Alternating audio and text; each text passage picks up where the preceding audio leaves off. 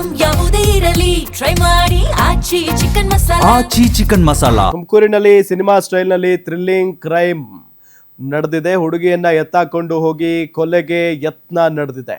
ತುಮಕೂರಿನಲ್ಲಿ cinema style ನಲ್ಲಿ thrilling crime ನಡೆದಿರೋದು.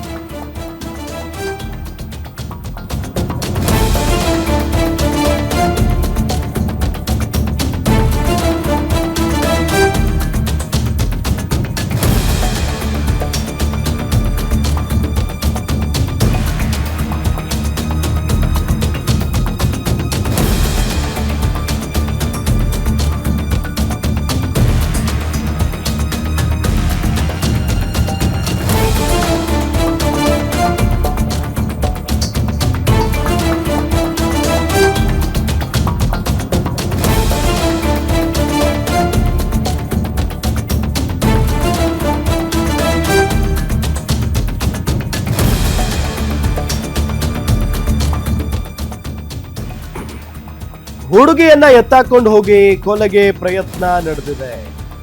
ಪ್ರೇಯಸಿಯನ್ನ ಕೊಲ್ಲೋದಕ್ಕೆ ಹೋಗಿ ತಾನೇ ಸಜೀವ ದಹನ ಆಗಿದ್ದಾನೆ. ಕಾರಿನಲ್ಲಿ ಬಾಂಬ್ ಸ್ಫೋಟಿಸಿಕೊಂಡು ಆತ್ಮಹತ್ಯೆ ಆಗಿರೋದಿದು. ಅಂದ್ರೆ ಆತ್ಮಹತ್ಯೆ ರೀತಿಯಲ್ಲೇ ಆಗಿದೆ. ಕಾರು ಸ್ಫೋಟಿಸುವ ಮುನ್ನ ಚಾಕು ಎರೆದಿದ್ದ ನಾಗೇಂದ್ರ. ನೋಡಿ, ಬೆಂಗಳೂರಿನ ಜಯನಗರದಿಂದ ಶುರುವಾಗುತ್ತೆ ಈ ಕತೆ. 5 ವರ್ಷಗಳಿಂದ ಲವ್ ನಲ್ಲಿದ್ರಂತೆ ಇವರಿಬ್ರು. ಅದಾದ ನಂತರ ಕಾರಣಾಂತರಗಳಿಂದ ಇವರಿಬ್ರ ಬ್ರೇಕಪ್ ಆಗುತ್ತೆ. ನನ್ನನ್ನೇ ಬಿಡ್ತೀಯಾ ನೀನು ಅಂತ ಹೇಳಿ ಆಕೆ ಜೊತೆಗೆ ಆಗಾಗ ಜಗಳ ಆಡ್ತಾ ಇದ್ದಂತೆ ಈತ. ಇವತ್ತೇನಾಗಿದೆ, ಆಕೆಯನ್ನ ಪುಸ್ಲಾಯಿಸಿ ಅಂಕೋಲಾಗಿ ಹೋಗೋಣ ಅಂತ ಹೇಳಿ ಕರ್ಕೊಂಡು ಹೋಗಿದ್ದಾನೆ. ಪುಸ್ಲಾಯಿಸಿ ಅನ್ನೋದಕ್ಕಿಂತ ಎಳ್ಕೊಂಡು ಹೋಗಿದ್ದಾನೆ ಆಕೆಯನ್ನ. ಅದು ಊಬರ್ ಕಾರ್ನಲ್ಲಿ.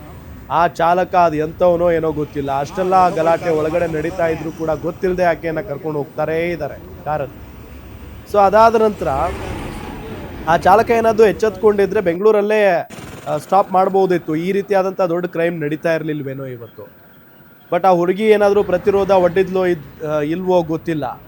ಸೊ ಅಲ್ಲಿಂದ ಸೀದಾ ತುಮಕೂರು ಮಾರ್ಗವಾಗಿ ಶಿರಾ ಮಾರ್ಗವಾಗಿ ಹೊರಟಿದೆ ಕಾರು. ಆಗೇನಾಗಿದೆ, ಒಂದು ಪೊಲೀಸರ ಕರೆ ಬರುತ್ತೆ. ಹುಡುಗಿಯನ್ನ ಕಿಡ್ನಾಪ್ ಮಾಡ್ಕೊಂಡು ಹೋಗ್ತಾ ಇದೆಯೇನಪ್ಪ ಅಂತ ಹೇಳಿ ಆ ನಾಗೇಂದ್ರನಿಗೆ. ಆಗ ನನ್ನ ಪ್ಲಾನ್ ಎಲ್ಲ ಗೊತ್ತಾಗ್ಬಿಡ್ತಲ್ಲ ಇವ್ರಿಗೆ ಅಂತ ಹೇಳಿ ಆ ಹುಡುಗಿಯನ್ನ ಮುಗಿಸ್ಲೇಬೇಕು ಅಂತ ಮೊದಲನೇ ಪ್ಲಾನ್ ಇತ್ತಲ್ಲ, ಚಾಕುವಿನಿಂದ ಇರಿಯೋದು, ಅದನ್ನ ಎಕ್ಸಿಕ್ಯೂಟ್ ಮಾಡಕ್ ಹೊರಟಿದ್ದಾನೆ. ಆಗ ಆಕೆಯ ಕೈಗೆ ಸ್ವಲ್ಪ ಗಾಯ ಆಗಿದೆ. ಅದಾದ ನಂತರ ಕಾರು ಚಾಲಕ ಕಾರನ್ನ ಸೈಡ್ಗೆ ಹಾಕಿದ್ದಾನೆ. ನೋಡಿದ್ರೆ ಏಕಾಏಕಿ ಬ್ಯಾಗ್ನಲ್ಲಿದ್ದಂಥ ಬಾಂಬನ್ನ ತೆಗೆಯೋದಕ್ಕೆ ಮುಂದಾಗಿದ್ದಾನೆ ಈ ನಾಗೇಂದ್ರ. ಆಗ ಎಚ್ಚೆತ್ತುಕೊಂಡಂತ ಕಾರು ಚಾಲಕ ಮತ್ತು ಆ ಯುವತಿ ಇಬ್ರು ಅಲ್ಲಿಂದ ಎಸ್ಕೇಪ್ ಆಗಿದ್ದಾರೆ.